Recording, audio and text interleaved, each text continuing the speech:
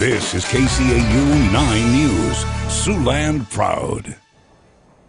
Good evening and thank you for joining us. I'm Rebecca Pryor. President Trump has approved the deployment of troops to protect Saudi oil facilities as the kingdom contemplates the next steps. That's our top story.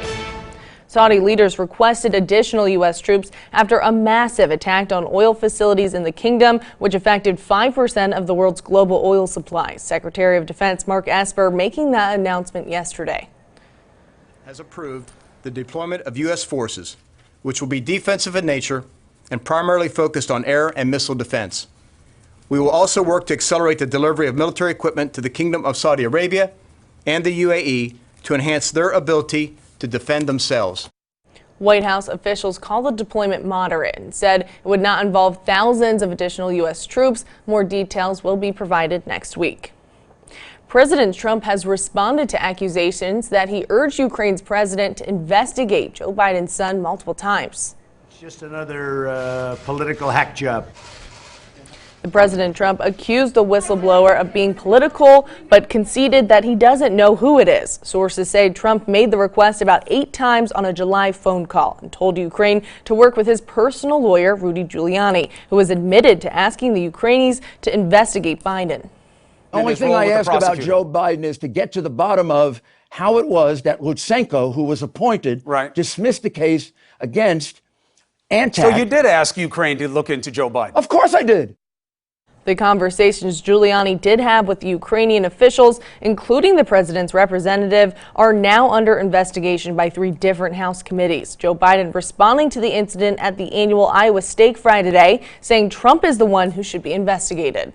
You should be looking at Trump. Trump's doing this because he knows I'll beat him like a drum. And he's using the abuse of power and every element of the presidency to try to do something to smear me.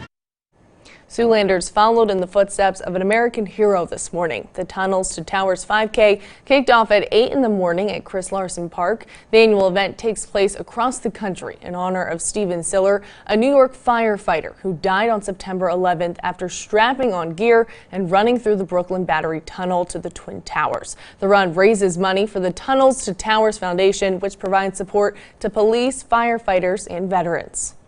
Floodwaters here in Siouxland may be slowly receding, but just south of us, the water is shutting down a portion of Interstate 29. This near the Honey Creek exit. The Iowa Department of Transportation was forced to close a 10-mile stretch starting near Crescent, Iowa to the Missouri Valley area. A detour is in its place at this time.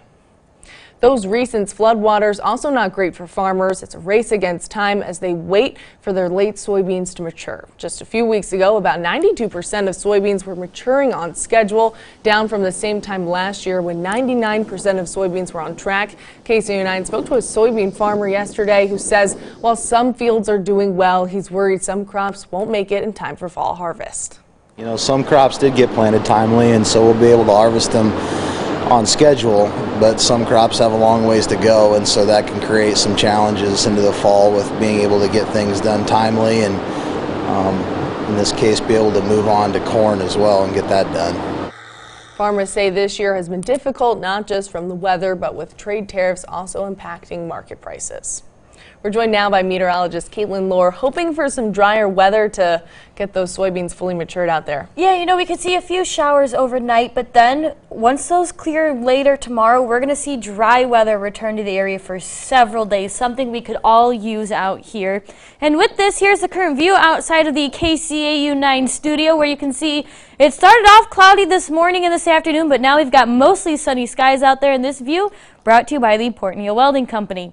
Temperature-wise, not too bad, not as hot as we've seen over the past couple days at 82 in Sioux City, 81 in Lamar's, and 70s starting to creep into the area at 77 in Carroll, Storm Lake, Cherokee, and Orange City.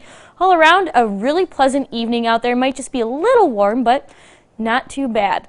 Now, as we take a look at the stormcast, you can see right around 7 o'clock, we're going to stay nice and sunny and dry, but then overnight, right around 1 a.m., we're going to start to see some showers creep into the Siouxland area there, and by 6 a.m., we're going to see some showers enter the Nebraska area by Wayne and Norfolk there. Sioux City, however, seems to be pretty dry with these showers coming in. Then, Right around noon and between 5 and 12 tomorrow afternoon and evening is when we're going to start to see those very light showers clear out of the area. And the good news is most of that rain is going to stick down to our southeast there by Denison, Carroll, and Audubon. We're just going to see trace amounts up here in the northern part of Siouxland. 58 for the low tonight with those overnight showers moving in. Again, very light here in Sioux City as well as the surrounding areas here in Sioux City. Tomorrow, high of 70 with early morning and afternoon showers, but then pleasant weather with dry conditions returning to the area. And with that, let's take a look at the 9-on-9 forecast going into the upcoming week. 70 for the high tomorrow, 78 on Monday with mostly sunny skies. Look at this. Sunshine coming our way, dry conditions, and our hottest day is going to be on Wednesday with a high of 86, but then after that, we're going to be dry until Friday when we could see some scattered showers throughout the day. A nice dry weekend to look forward to, and then more showers and thunderstorms return by Monday.